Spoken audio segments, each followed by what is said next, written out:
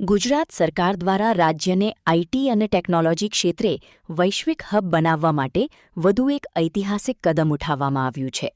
મુખ્યમંત્રી ભૂપેન્દ્રભાઈ પટેલ દ્વારા રાજ્યની નવી ડેટા સેન્ટર પોલિસી સત્તાવાર રીતે જાહેર કરવામાં આવી છે.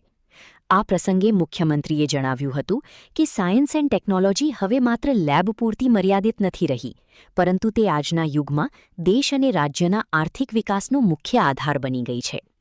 મુખ્યમંત્રીએ રાજ્યના ઔદ્યોગિક વિકાસનો રોડમેપ રજૂ કરતા જણાવ્યું કે ગુજરાતના સાણંદ અને ધોલેરા આગામી દિવસોમાં દેશની સેમિકન્ડક્ટર કેપિટલ બનવા જઈ રહ્યા છે.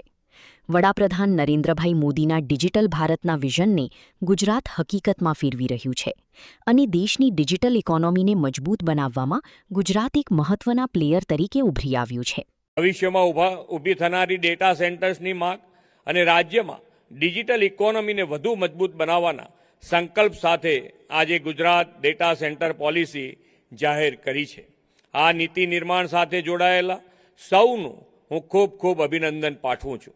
આ નીતિ દ્વારા રાજ્યમાં cloud services, artificial intelligence, digital transaction, e commerce platform, smart manufacturing system અને ડિજિટલ ગવર્નન્સ જેવી સેવાઓને વધુ સક્ષમ બનાવી શકીશું.